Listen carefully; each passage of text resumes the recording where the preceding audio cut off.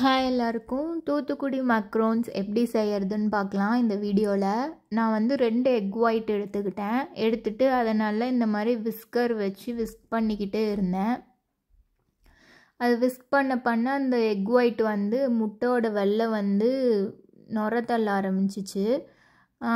So நான் வந்து கொஞ்சம் சர்க்கரை எடுத்துக்கிட்டேன்.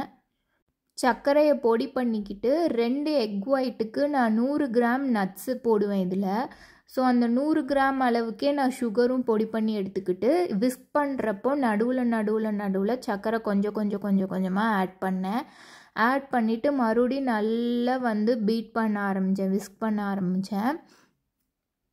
அது நல்ல ஒரு மாதிரி நுரையெல்லாம் வந்து நல்ல ஒரு மாதிரி க்ரீம் மாதிரி பஞ்சு மாதிரி ஆச்சு.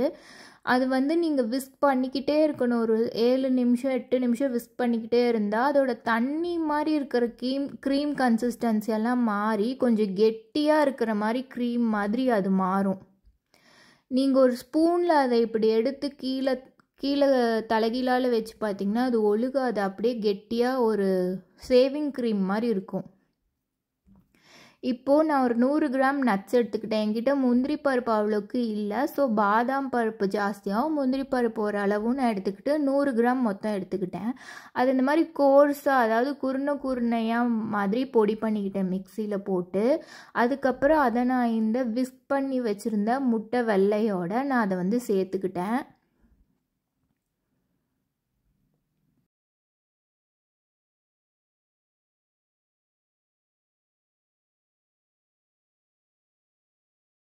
சேர்த்துக்கிட்டு இப்போ நான் ஒரு கரண்டியை வச்சு, தோசை திருப்புற கரண்டியை வச்சு நான் அதை மெதுவாக வந்து மிக்ஸ் பண்ணேன். ரொம்ப போட்டு சாம்பார் கிண்டுற மாதிரி கிண்டாமல் இப்படி அள்ளி போடுற மாதிரி மிக்ஸ் பண்ணிட்டேன். ஒரு கட்டத்துக்கு மேலே எனக்கு இந்த கரண்டியோட ஸ்பூன் வந்து ரொம்ப கைக்கு வாகாக இருந்தனால நான் ஸ்பூன் வச்சு ஃபுல்லாக க்ளீனாக அதை வந்து நல்லா மிக்ஸ் பண்ணிக்கிட்டேன்.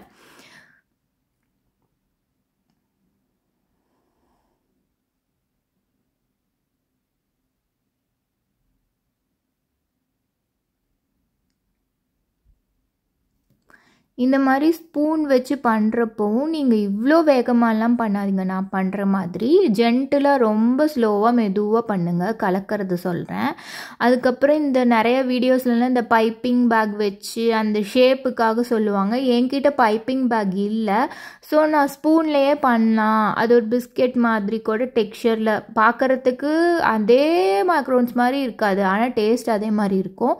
நான் ஸ்பூன் வச்சு எனக்கு இந்த மாதிரி ஷேப்பில் இருந்தாலே போதும் அப்படின்னு சொல்லிட்டு நான் ஸ்பூனில் கலக்கியிருப்பேன்ல, அந்த ஸ்பூனை வச்சு நான் கொஞ்சமாக அந்த எக்கோட நட்ஸு சுகர் மிக்ஸ் பண்ணதை எடுத்து இந்த மாதிரி ஒரு அவனில் வைக்கிறனால அவனுக்குள்ளார ஒரு பிளேட் இருக்கும்ல, அதில் நான் இந்த மாதிரி பட்டர் பேப்பர்னு சொல்லி கெடை கிடைக்கும், அதை விரித்து நான் அதில் இந்த மாதிரி தூரமாக வச்சுட்டேன்.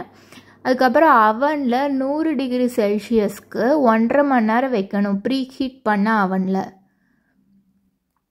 கரெக்டாக 1.5 மணி நேரம் கழித்து வெளியில் எடுக்கும்போது ஆறின பிறகு தான் நீங்கள் வந்து அதை வந்து பிச்சு பார்க்கணும். இல்லைன்னா உங்களுக்கு நடுவில் வந்து மெதுவாகவும் வெளியில் மட்டும் சொரன்னு கிறிஸ்பியாக இருக்கும். ஆறிடுச்சுன்னா உங்களுக்கு வந்து நடுவுலையும் நல்லா கிறிஸ்பியாக இருக்கும். கடிச்சு பார்த்திங்கன்னா இந்த மாதிரி சவுண்டு கூட வரும். டெக்ஸ்சரும் நல்ல சூப்பரான ஒரு டெக்ஸ்சரில் செம்மையாக மேக்ரோன் டேஸ்ட்டில் சூப்பராக வந்துடும்.